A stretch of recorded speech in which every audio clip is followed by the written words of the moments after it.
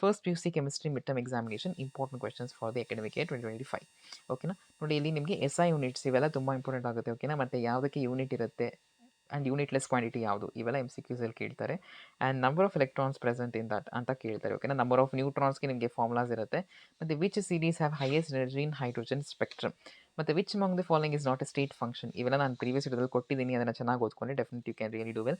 And seventh question is also very very important question. ನಿಮಗೆ ಅದನ್ನು 1 mark ಅಂದರೆ 2 mark ಕ್ವೆಶನ್ಸಲ್ಲೂ 1+1 ಪ್ಯಾಟರ್ನಲ್ಲಿ ಕೇಳ್ಬೋದು. ಓಕೆನಾ. ಬೇಸಿಕ್ ಆಕ್ಸೈಡ್ ಯಾವುದು ಅಂತ ನಿಮಗೆ ಪೀರಿಯಾಡಿಕ್ ಟೇಬಲ್ ಚಾಪ್ಟ್ರಲ್ಲಿ ನಾನು ಕೊಟ್ಟಿದ್ದೀನಿ. ಅದೇ ರೀತಿ you have different type of questions, ಇವೆಲ್ಲ ನೀವು ನಾನು ಪ್ರೀವಿಯಸ್ ವಿಡಿಯೋದಲ್ಲಿ ಕೊಟ್ಟಿದ್ದೀನಿ, ಅದನ್ನು ನೋಡ್ಕೊಳ್ಬೋದು. ಅದೇ ರೀತಿ ಫಿಲ್ ಇನ್ ದ ಬ್ಲಾಂಕ್ಸಲ್ಲಿ ನಿಮಗೆ ಕೆಲವೊಂದು ಕ್ವೆಶನ್ಸ್ ಇದೆ. ನೀವು 2 ಮಾರ್ಕ್ ಕ್ವೆಶನಲ್ಲಿ ತುಂಬ ಗಮನ ಇಟ್ಟು ನೋಡ್ಕೊಳ್ಳಿ. ಇಲ್ಲಿ ಈ ಕ್ವೆಶನ್ಸ್ ರಿಪೀಟ್ ಆಗೋ ಚಾನ್ಸಸ್ ಜಾಸ್ತಿ ಇರುತ್ತೆ.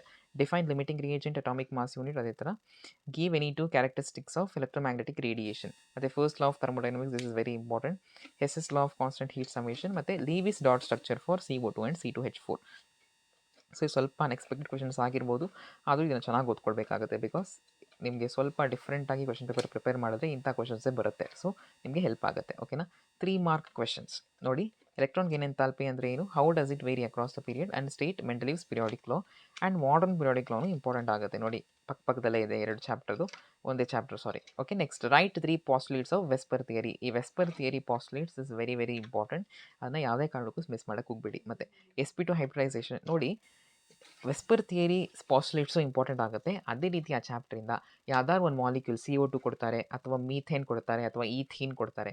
ಈ ಥರ ಮಾಲಿಕ್ಯೂಲ್ಸ್ನ ಕೊಟ್ಟು ನಿಮಗೆ sp2 ಹೈಬ್ರಿಡೈಸೇಷನ್ ಎಕ್ಸ್ಪ್ಲೈನ್ ಮಾಡಬೇಕು ಅಂತ ಕೇಳ್ತಾರೆ. ಇದು ಗ್ಯಾರಂಟಿ ಬಂದೇ ಬರುತ್ತೆ ನಿಮ್ಮ ಎಕ್ಸಾಮ್ಗೆ. ಸೊ ಅದನ್ನು ಸ್ಕಿಪ್ ಮಾಡೋಕೆ ಹೋಗಬೇಡಿ. ಬಿಕಾಸ್ ಈಸಿಲಿ ನೀವು 3 ಮಾರ್ಕ್ಸ್ನ ಸ್ಕೋರ್ ಮಾಡ್ಬೋದು. ಮತ್ತು difference between sigma bond and pi bond 2 ಮಾರ್ಕ್ಸಲ್ಲೂ ಕೇಳ್ಬೋದು. ಇಲ್ಲಿ 3 ಮಾರ್ಕ್ಸಲ್ಲಿ ಕೇಳಿದ್ದಾರೆ. ಓಕೆನಾ. And next actually it is 3 mark question. Next ನಿಮಗೆ 3 mark question based on your Dalton's atomic theory. Okay. ಅತಿ ಪಾಸ್ಟುಲೇಟ್ಸ್ ಇಂಪಾರ್ಟೆಂಟ್ ಆಗುತ್ತೆ. ಮತ್ತು ಬೋರ್ಸ್ ಅಟಾಮಿಕ್ ಮಾಡೆಲ್ ಅದನ್ನು ತುಂಬ ಇಂಪಾರ್ಟೆಂಟ್. ಇವೆರಡು ತುಂಬ ಫೇಮಸ್ ಕ್ವೆಶನ್. ಓಕೆನಾ. ಚೆನ್ನಾಗಿ ಓದ್ಕೊಳ್ಳಿ. ಮತ್ತು significance of magnetic quantum numbers, quantum numbers 4 ಇದೆಯಲ್ಲ, 4 ಚೆನ್ನಾಗಿ ಓದ್ಕೊಳ್ಳಿ. ಟೆಕ್ಸ್ಟ್ ಬುಕ್ಕಲ್ಲಿ ಇರೋದನ್ನು ಈಸಿಯಾಗಿ ಸ್ಕೋರ್ ಮಾಡ್ಬೋದು. ಮತ್ತು ಥರ್ಮೋಡೈನಮಿಕ್ಸಲ್ಲಿ ನಿಮಗೆ ಈ ಟರ್ಮ್ಸ್ನ ಎಕ್ಸ್ಪ್ಲೇನ್ ಮಾಡೋಕ್ಕೆ ಕೇಳಿದ್ದಾರೆ. And next one organic chemistry, homologous series and characteristics and suffixes. ತುಂಬ ಸಿಂಪಲ್. OH ಅಂದರೆ ಆಲ್ಕೋಹಾಲ್, COH ಅಂದರೆ ಕಾರ್ಬಾಕ್ಸಿಲಿಕ್ ಆಸಿಡ್. ಇದಕ್ಕಿಂತ ಈಸಿ ಕ್ವೆಶನ್ ನೀವು ಎಕ್ಸ್ಪೆಕ್ಟ್ ಮಾಡೋಕ್ಕೆ ತುಂಬ ಕಷ್ಟ. ಓಕೆನಾ. ಮತ್ತು estimation of nitrogen by Dumas method. ನೋಡಿ ಡೂಮಾಸ್ ಮೆಥಡ್ ತುಂಬ ಇಂಪಾರ್ಟೆಂಟ್ ಆಗುತ್ತೆ. ಇಲ್ಲಾಂದರೆ ಜೇಲ್ಡಾಸ್ ಮೆಥಡ್ನು ಕೆಲವೊಂದ್ಸಲ ಕೇಳ್ತಾರೆ. ಓಕೆನಾ. Estimation of carbon and hydrogen by Liebig's method.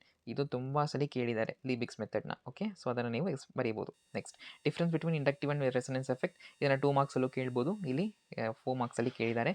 And how do you detect sulphur by Lassaigne's test ಬಗ್ಗೆ ಕ್ವೆಶನ್ ಕೇಳ್ತಾರೆ, ಚೆನ್ನಾಗಿ ನೋಡ್ಕೊಳ್ಳಿ. ಮತ್ತು ಅಯೋಪ್ಯಾಕ್ ನೇಮ್ ಅದು ಗ್ಯಾರಂಟಿ ಕೇಳ್ತಾರೆ. ಅಟ್ಲೀಸ್ಟ್ ಎಲ್ಲಾದರೂ ಒಂದು ಸಲ ಕೇಳ್ತಾರೆ. ಓಕೆನಾ. Functional isomerism, positional isomerism, metamerism, ಈ ಥರ ಎಲ್ಲ ಐಸೋಮರ್ಸ್ನು ಚೆನ್ನಾಗಿ ಓದ್ಕೊಳ್ಳಿ. ಒಟ್ಟು 4 ಇರೋದು, ಅದನ್ನು ಕೇಳ್ಬೋದು. And method of purification. So ಇದು ಪ್ಯೂರಿಫಿಕೇಷನಲ್ಲಿ ಕೇಳ್ತಾರೆ ಒಂದು ಕ್ವೆಶನ್. ಓಕೆನಾ. ನೋಡಿ ಪ್ಯೂರಿಫಿಕೇಷನ್ ಮತ್ತು ಡಿಟೆಕ್ಷನ್. ಓಕೆ. ಕ್ವಾಲಿಟೇಟಿವ್ ಅನಾಲಿಸಿಸ್ ಅದ್ರ ಬಗ್ಗೆ ಕ್ವೆಶನ್ ಕೇಳ್ತಾರೆ. ಆ್ಯಂಡ್ ಬಾಂಡ್ ಲೈನ್ ಸ್ಟ್ರಕ್ಚರ್ನು ಕೇಳ್ತಾರೆ. ಓಕೆನಾ. ಮತ್ತು ಎಲೆಕ್ಟ್ರೋಮೆಟಿಕ್ ಎಫೆಕ್ಟ್ನ ಎಕ್ಸ್ಪ್ಲೇನ್ ಮಾಡಿ ಮತ್ತು ಎಕ್ಸಾಂಪಲ್ ಜೊತೆ ಎಕ್ಸ್ಪ್ಲೇನ್ ಮಾಡೋಕ್ಕೆ ಹೇಳ್ತಾರೆ. ಮತ್ತು increasing order of stability, tertiary carbocation are more stable than primary. So ಈ ಆರ್ಡರ್ನ ನೆನಪಿಟ್ಕೊಂಡು you can solve that question. And ಪ್ರಾಬ್ಲಮ್ಸಲ್ಲಿ 41st question is guarantee question. ಅದನ್ನು ಕೇಳ್ತಾರೆ. ಅದಾದಮೇಲೆ ಮಾಸ್ ಪರ್ಸೆಂಟೇಜ್ ಒಂದು ಕ್ವೆಶನ್ ಇದೆ. ಆ್ಯಂಡ್ ಅದಾದಮೇಲೆ ನಿಮಗೆ ಇಲ್ಲಿ cricket ball, that is based on your structure of atom chapter. ಅದೇ ಥರ ಇನ್ನೊಂದು ಕ್ವೆಶನ್ ಇದೆ. ಮತ್ತು this is thermodynamics based question. ಓಕೆನಾ. ಸೊ ಈ ಥರ ಕ್ವೆಶನ್ಸ್ ನೀವು ಡೆಫಿನೆಟ್ಲಿ ಓದ್ಕೊಂಡ್ರೆ you can really do well in your examination. ಇದರಲ್ಲಿರುವ 4 ಮಾರ್ಕ್ ಕ್ವೆಶನ್ ಮತ್ತು 3 ಮಾರ್ಕ್ ಕ್ವೆಶನ್ಸ್ನ ಯಾವುದೇ ಕಾರಣಕ್ಕೂ ಸ್ಕಿಪ್ ಮಾಡಬೇಡಿ. ಇಲ್ಲಿರೋ ಕ್ವೆಶನ್ಸೇ ಖಂಡಿತ ನಿಮ್ಮ ಎಕ್ಸಾಮಿಗೆ ಬರುತ್ತೆ ಕೆಲವೊಂದು. ಸೊ ನಿಮಗೆ ಈ ವಿಡಿಯೋ ಇಷ್ಟ ಆಗಿದ್ರೆ ಲೈಕ್ ಮಾಡಿ, ಶೇರ್ ಮಾಡಿ ಮತ್ತು ಕಮೆಂಟ್ ಮಾಡಿ. ಚಾನಲ್ಗೆ ಸಬ್ಸ್ಕ್ರೈಬ್ ಮಾಡ್ಕೊಳ್ಳಿ. Thank you.